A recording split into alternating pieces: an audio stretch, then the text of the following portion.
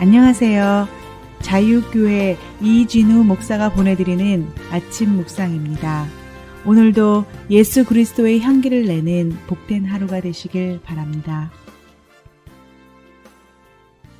2월 14일 금요일 아침 묵상입니다. 오늘은 택하심이라는 원리라는 제목으로 로마서 9장 11절로 13절의 말씀 묵상합니다.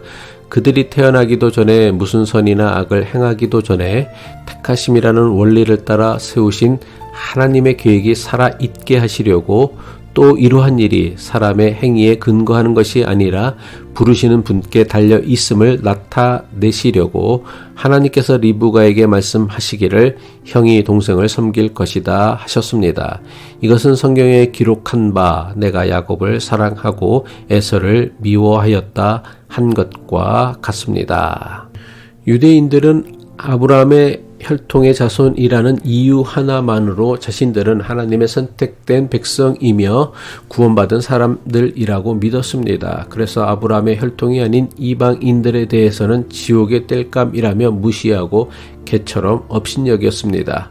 이러한 유대인들의 모습을 본 세례 요한은 아브라함이 자신들의 조상이라는 것을 자랑하지 말라고 엄중히 경고합니다.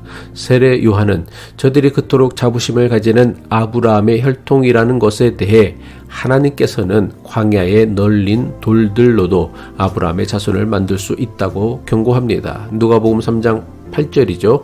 회개에 알맞은 열매를 맺어라. 너희는 속으로 아브라함은 우리의 조상이다 하고 말하지 말아라. 내가 너희에게 말한다. 하나님께서는 이 돌들로도 아브라함의 자손을 만드실 수 있다.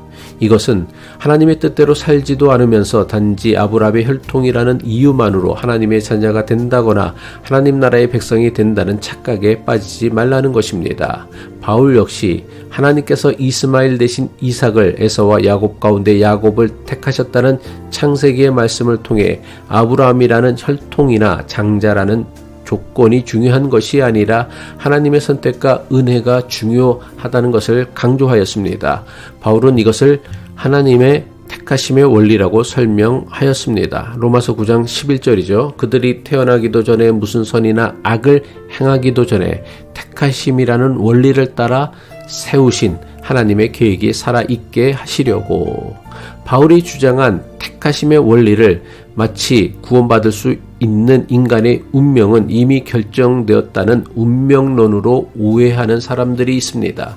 예정론을 운명론으로 오해하는 사람 중에는 하나님께서 구원받을 사람과 구원받지 못할 사람을 이미 태초부터 정해 놓으셨다는 것입니다.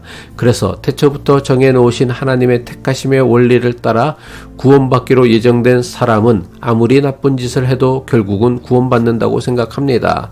반면에 하나님의 택하심을 받지 못한 사람은 아무리 예수를 믿는다고 하더라도 결국은 구원을 받지 못한다는 것입니다.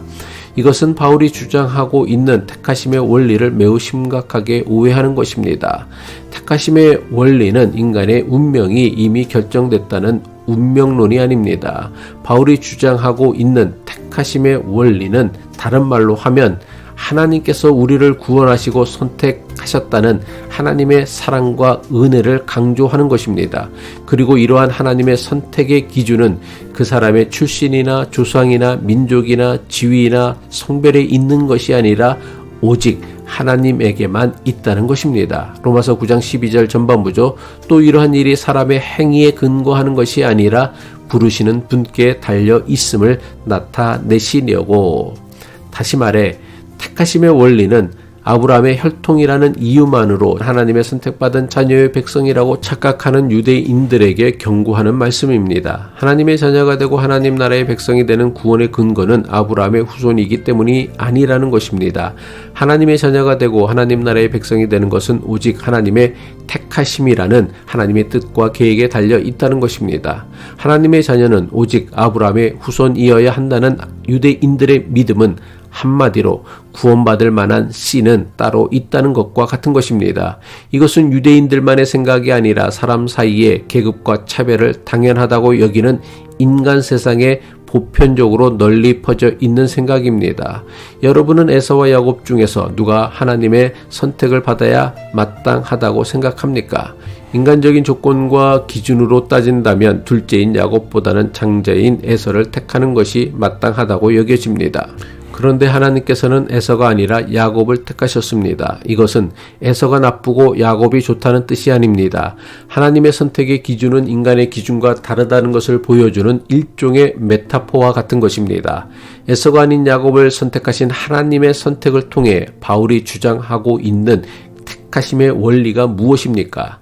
하나님의 택하심은 구원받을 자가 따로 있다는 사람들의 잘못된 가치관에 대한 단호한 거절임을 나타내는 것입니다. 쉽게 말해서 금수저 물고 태어나는 사람이 따로 있고 동수저도 물지 못하고 태어나는 사람이 따로 있다는 식의 차별적인 가치관과 세계관에 대한 정면 도전입니다.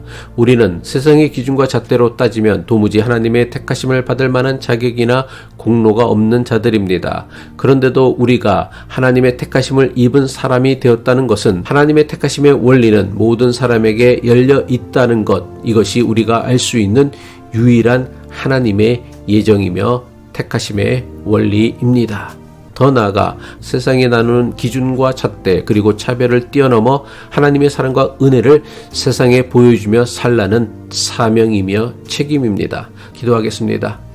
사랑으로 우리를 구원하여 주시는 하나님 아버지, 우리를 택하여 주시고 하나님 자녀로 하나님 백성으로 불러주심을 감사드립니다. 우리가 세상의 기준이 아니라 하나님의 뜻과 사랑 안에서 살아가게 하옵소서. 우리의 출신이나 공로가 아닌 오직 하나님의 은혜로 선택받았음을 기억하며 그 선택이 특권이 아니라 세상을 향한 사명과 책임임을 깨닫게 하옵소서. 예수 그리스도의 이름으로 기도합니다.